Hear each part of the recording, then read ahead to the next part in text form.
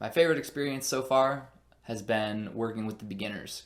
Since this year has been so difficult, everything having to be online, they are the ones that are the most vulnerable in this situation because they're at such a critical point in their learning of the instrument.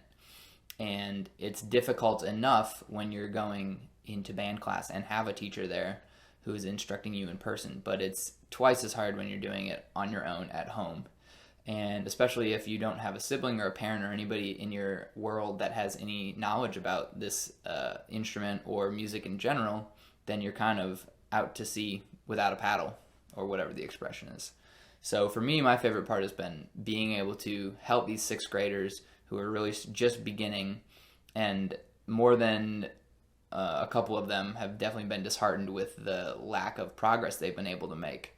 But it's also amazing how just a little bit of instruction from us can make a huge difference for these kids as they develop and figure out how to produce sounds on the instrument and figure out how to read music and learn all those things.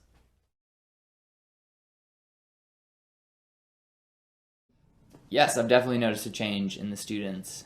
This year has been so weird because we've been doing everything digitally and we haven't been able to go and actually interact with these kids one on one, which has been a real challenge and obviously affects the relationships that we're able to build. But it's been nice seeing the kids open up and recognize the fact that even though we're online, even though we're not in person, and even though they're not rehearsing with their band, they can still improve and we can still help them improve on their own.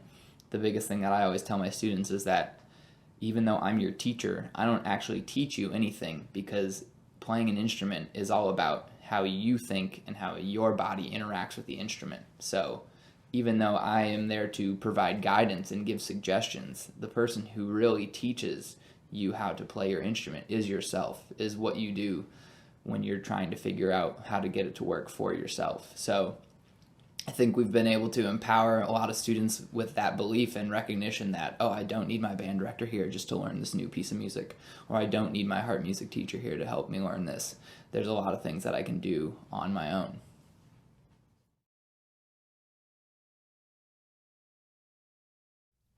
I think harp music has an enormous potential. It's one of the few organizations that's out there that's a win-win-win. Whereas it's a win for the students because they are getting one-on-one instruction in a situation when they normally wouldn't unless they're able to pay for outside private instruction. It's a win for the band directors because they are getting highly skilled professional musicians in to help their band classes, and they don't have to spend any budget money on that. And more than often than not, they don't even have the budget for that. So they get extra expertise at their disposal. And thirdly, it's a win for us, the teachers ourselves, because we get to interact with all these new kids. We get to have new teaching experiences. We get to not only work on our own teaching abilities and figure out new ways to reach students, but it's also a really steady source of employment. The management of harp music is top notch. Schedules are always made. Everything is super professional, and it's really a pleasure to work with.